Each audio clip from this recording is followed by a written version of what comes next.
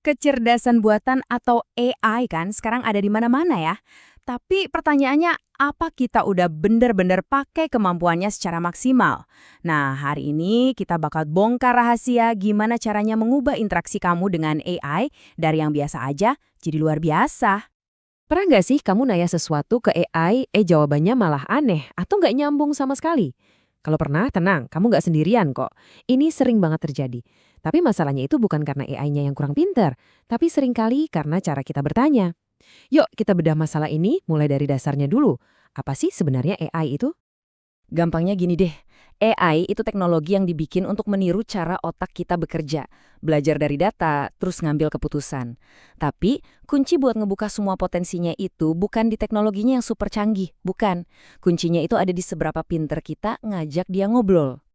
Nah, keterampilan pertama yang wajib banget kamu kuasai itu bukan soal coding atau ilmu data yang rumit. Jauh lebih simpel dari itu, yaitu seni bertanya. Ini bukan sekedar obrolan biasa loh ya, tapi ada ilmunya, namanya prompt engineering. Coba deh bayangin, kamu lagi ada di restoran mewah. Kamu nggak mungkin kan cuma bilang ke kokinya, "Mas, bikinin makanan dong." Pasti kamu bakal kasih detail, mau steak, tingkat kematangannya apa, sausnya apa, iya kan? Nah, itulah inti dari prompt engineering. Kita ngasih resep yang super detail ke AI biar dia bisa masak hasil yang sempurna buat kita. Jadi, resep rahasia buat bikin prompt yang hebat itu ada 4 pilar utama. Pertama, kamu harus punya tujuan yang jelas. Kedua, kasih konteks yang cukup. Ini buat siapa sih? Ketiga, tentuin format outputnya mau kayak gimana. Dan terakhir, kasih batasan yang jelas. Kalau keempatnya digabung, dijamin jawaban yang kamu dapat bakal jauh lebih akurat dan relevan. Hayo ngaku, kita semua pasti pernah kan ngetik pertanyaan yang singkat banget kayak jelaskan tentang AI. Hasilnya, ya gitu deh, jawaban yang umum banget, panjang dan gak fokus. Yuk kita lihat kenapa prompt kayak gini tuh gak efektif. Nah, coba lihat bedanya. Jauh banget kan? Dari yang tadinya cuma jelaskan AI, jadi jelaskan konsep AI untuk siswa SMA dalam 3 paragraf sederhana. Cuma nambahin beberapa kata, tapi hasilnya bisa beda total. Spesifik, itu kuncinya. Inilah yang ngasih kamu kendali penuh atas jawaban si AI. Oke, keren. Sekarang kamu udah jago nih bikin prompt dan dapat jawaban yang detail. Tapi, ada tapinya. Pertanyaan berikutnya adalah, apa jawaban itu bisa 100% dipercaya? Nah, disinilah kita masuk ke keterampilan kedua, menjadi seorang kritikus AI yang cerdas. Penting banget buat kita ingat, AI itu bukan sumber kebenaran mutlak. Dia itu belajar dari segudang data di internet. Artinya, dia bisa aja salah, bisa mewarisi bias dari data-data itu, atau bahkan bisa berhalusinasi, menciptakan info yang kedengarannya benar, padahal ngarang total. Terus, gimana dong cara kita misahin mana yang fakta, mana yang fiksi? Gampang kok, anggap aja ini kacamata kritis kamu. Setiap dapat jawaban dari AI, coba deh tanyain 5 hal ini. Informasinya akurat nggak? Relevan sama pertanyaan awal nggak? Bahasanya jelas? Argumennya logis? Dan apa konteksnya udah pas? Alat simpel ini ampuh banget loh.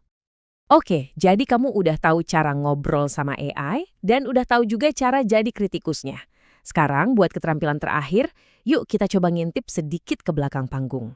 Kita bakal coba pahami cetak biru dasar tentang gimana sebuah sistem AI itu sebenarnya dirancang dari nol. Tenang dulu. Ini bukan tentang baris-baris kode yang bikin pusing kok. Perancangan sistem AI itu intinya adalah soal proses pemecahan masalah yang logis. Sebuah alur kerja yang sebenarnya bisa dipahami siapa aja, gak peduli latar belakang teknisnya kayak gimana. Setiap sistem AI yang canggih itu lahir dari proses ini. Selalu dimulai dari sebuah masalah yang mau dipecahkan. Terus, kumpulin data, pilih model AI yang pas, latih modelnya, uji habis-habisan, baru deh akhirnya diimplementasi. Ini bukan sihir, tapi sebuah proses rekayasa yang sangat terstruktur. Proses 6 langkah tadi kedengarannya mungkin agak abstrak ya, tapi hasilnya itu ada di sekitar kita setiap hari. Mulai dari chatbot yang jawab pertanyaan kamu di website, sistem rekomendasi film di platform streaming favoritmu, sampai filter spam yang ngejaga inbox email kamu tetap bersih, itu semua adalah produk dari proses desain yang sistematis tadi. Jadi, inilah intinya. Dengan 3 keterampilan ini, bikin prompt yang cerdas, mengevaluasi secara kritis, dan paham dasar-dasar desainnya, kamu tuh nggak lagi cuma jadi pengguna pasif. Sekarang, kamu adalah arsitek dari interaksi kamu sendiri dengan AI. Kamu sekarang udah pegang cetak birunya, peta untuk berinteraksi dengan AI secara jauh lebih efektif. Pertanyaannya sekarang bukan lagi apa yang bisa AI lakukan buat kamu, tapi apa yang akan kamu ciptakan bersama AI. Terima kasih sudah menyimak, sekarang giliran kamu untuk mulai mencoba.